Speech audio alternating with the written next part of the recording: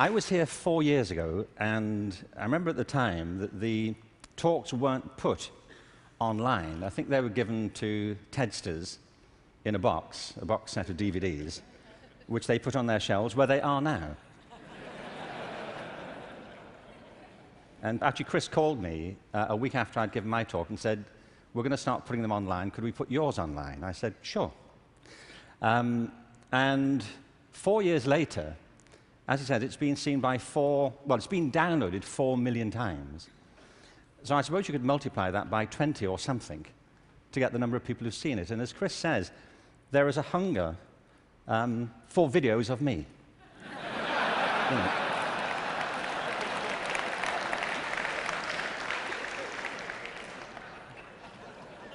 Don't you feel?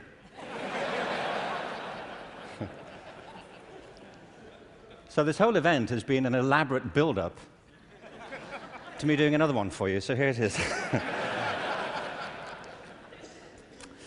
Al Gore spoke at the TED conference I spoke at 4 years ago and talked about the climate crisis, and I referenced that at the end of my last talk.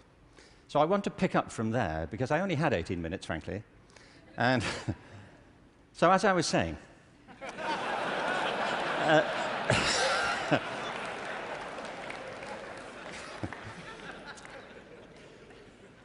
you see, he's right. I mean, there is a major climate crisis, obviously, and I think if people don't believe it, they should get out more. But I believe there's a second climate crisis, which is as severe, which has the same origins, and that we have to deal with the same urgency. And I mean by this, and you may say, by the way, look, I'm good. You know, I have one climate crisis. I don't really need a second one. But this is a crisis of not natural resources, though I believe that's true, but a crisis of human resources. I believe fundamentally, as many speakers have said during the past few days, that we make very poor use of our talents. Very many people go through their whole lives having no real sense of what their talents may be, or if they have any to speak of. I meet all kinds of people who don't think they're really good at anything. Actually, I kind of divide the world into two groups now. Jeremy Bentham, the great utilitarian philosopher, once spiked this argument. You know, he said there are two types of people in this world: those who divide the world into two types, and those who do not. Well, well, I do. And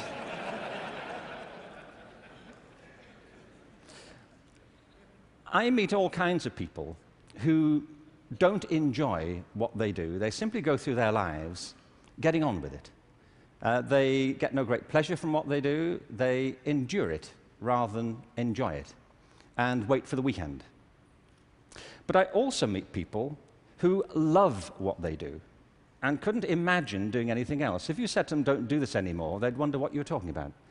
Because it isn't what they do, it's who they are. They say, "But this is me. You know, it would be foolish for me to abandon this because it speaks to my most authentic self." And it's not true of enough people. In fact, on the contrary, I think it's still true of a minority of people. And I think there are many possible explanations for it, and high among them is education. Because education, in a way, dislocates very many people from their natural talents. And human resources are like natural resources. They're often buried deep. You have to go looking for them. They're not just lying around on the surface. You have to create the circumstances where they show themselves. And you might imagine education would be the way that happens, but too often it's not. Every education system in the world is being reformed at the moment, and it's not enough. Reform is no use anymore, because that's simply improving a broken model. What we need, and the word's been used many times during the course of the past few days, is not evolution, but a revolution in education. This has to be transformed into something else.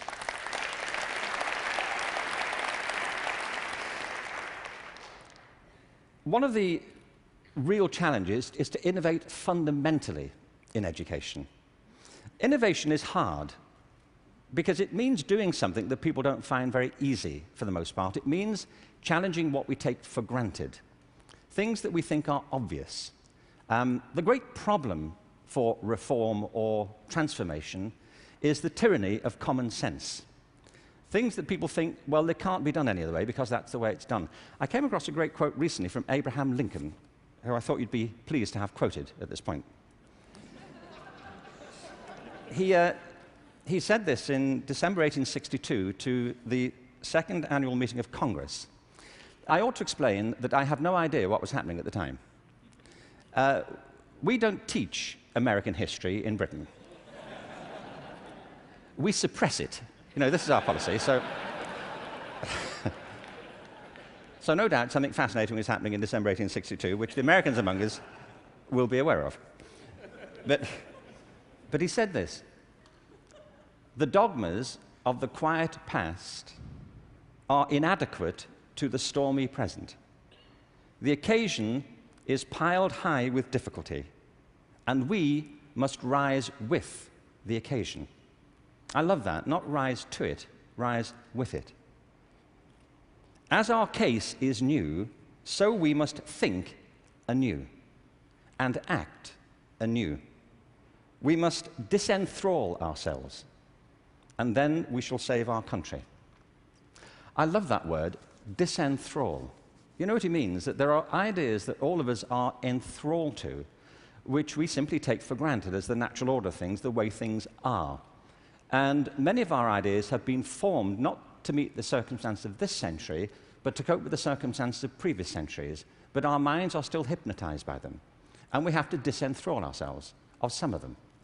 Now, doing this is easier said than done. It's very hard to know, by the way, what it is you take for granted. And the reason is that you take it for granted. So let me ask you something you may take for granted. How many of you here are over the age of 25? That's not what I think you take for granted. I'm sure you're familiar with that already. But are there any people here under the age of 25?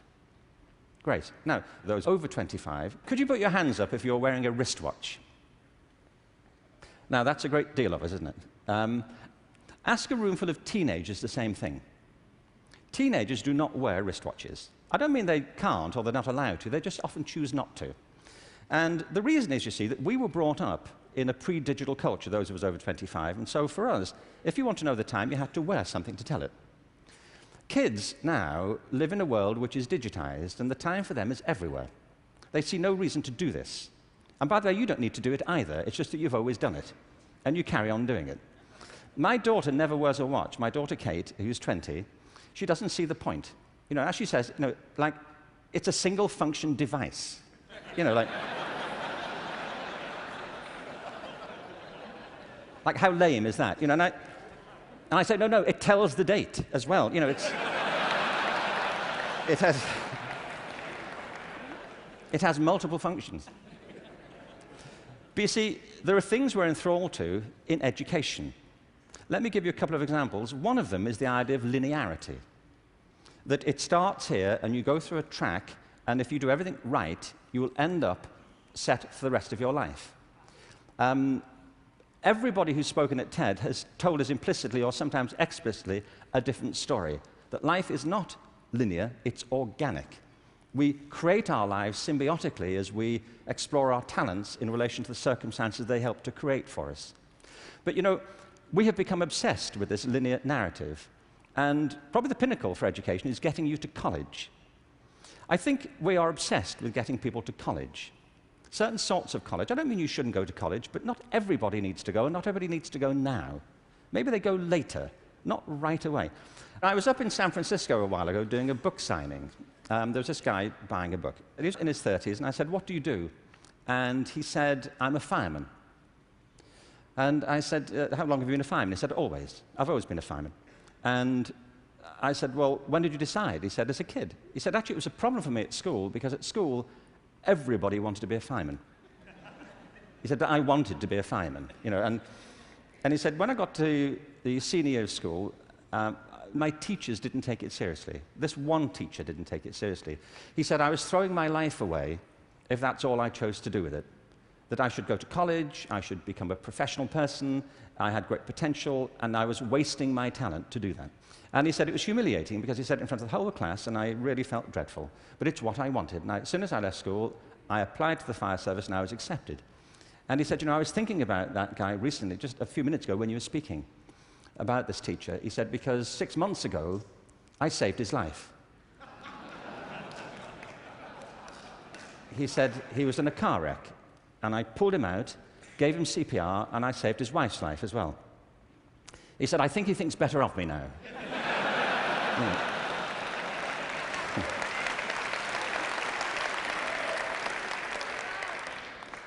You know what I mean? Human communities depend upon a diversity of talent, not a singular conception of ability. And at the heart of our challenges, at the heart of the challenge is to reconstitute our sense of ability and of intelligence. This linearity thing is a problem. When I arrived in LA about 9 years ago, I came across a policy statement, very well intentioned, which said college begins in kindergarten. No, it doesn't.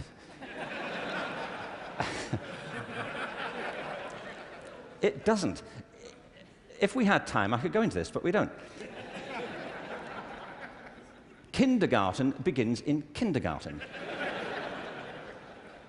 A friend of mine once said, you know, a 3-year-old is not half a 6-year-old.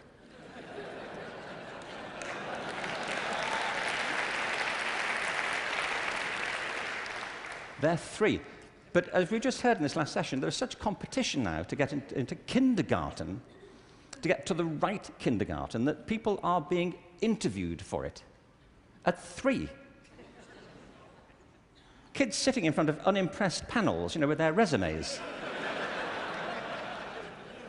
Flicking through it, saying, what, this is it?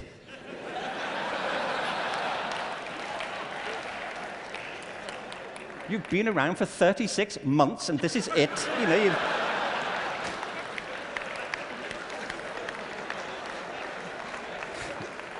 you've achieved nothing. I mean, spent the first 6 months breastfeeding, what I can say. I mean, see, it's outrageous as a conception, but it tracks through. The other big issue is conformity. We have built our education systems on the model of fast food. This is something Jamie Oliver talked about the other day. You know, there are 2 models of quality assurance in catering. One is fast food, where everything is standardized. The other are things like Zagat and Michelin restaurants, where everything is not standardized. They're customized to local circumstances. And we have sold ourselves into a fast food model of education.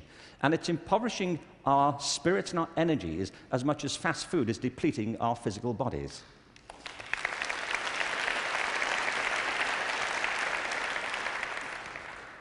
I think we have to recognize a couple of things here. One is that human talent is tremendously diverse. People have very different aptitudes. I worked out recently that I was given a guitar as a kid at about the same time that Eric Clapton got his first guitar.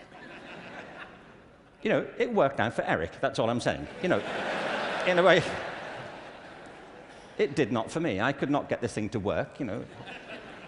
No matter how often and how hard I blew into it, you know, it just wouldn't work. But it's not only about that, it's about passion. Often people are good at things they don't really care for. It's about passion and what excites our spirit and our energy. And if you're doing the thing that you love to do, that you're good at, time takes a different course entirely. My wife's just finished writing a novel, and I think it's a great book.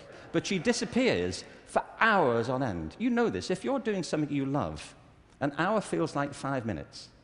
If you're doing something that doesn't resonate with your spirit, 5 minutes feels like an hour. And the reason so many people are opting out of education is because it doesn't feed their spirit. It doesn't feed their energy or their passion. So I think we have to change metaphors. We have to go from what is essentially an industrial model of education, a manufacturing model, which is based on linearity and conformity and batching people. We have to move to a model that is based more on principles of agriculture. We have to recognize that human flourishing is not a mechanical process, it's an organic process. And you cannot predict the outcome of human development. All you can do is, like a farmer, is create the conditions under which they will begin to flourish. So when we look at reforming education and transforming it, it isn't like cloning a system. There are great ones, like KIPS. It's a great system. There are many great models. It's about customizing them to your circumstances and personalizing education to the people you're actually teaching. And doing that, I think, is the answer to the future, because it's not about scaling a new solution. It's about creating a movement in education in which people develop their own solutions, but with external support based on a personalized curriculum. Now, in this room, there are people who represent extraordinary resources in business, in multimedia, in the internet. These technologies, combined with extraordinary talents of teachers, provide an opportunity to revolutionize education. And I urge you to get involved in it, because it's vital not just to ourselves, but to the future of our children.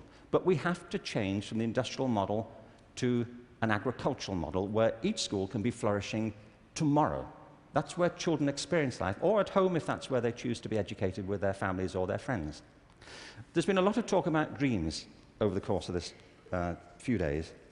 And I wanted just to, very quickly, I was very struck by Natalie Merchant's songs last night, recovering old poems. I wanted to read you a quick, very short poem from W.B. Yeats, who some of you may know.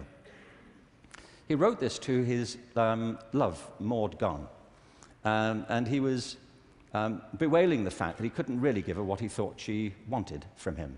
And he says, "I've got something else, but it may not be for you." He says this: "Had I the heavens embroidered cloths, enwrought with gold and silver light, of blue and the dim and the dark cloths, of night and light and the half-light, I would spread the cloths under your feet. But I, being poor, have only my dreams. I have spread my dreams under your feet. Tread softly, because you tread on my dreams. And every day, everywhere, our children spread their dreams beneath our feet. And we should tread softly." Thank you. Thank you very much. Thank you very much.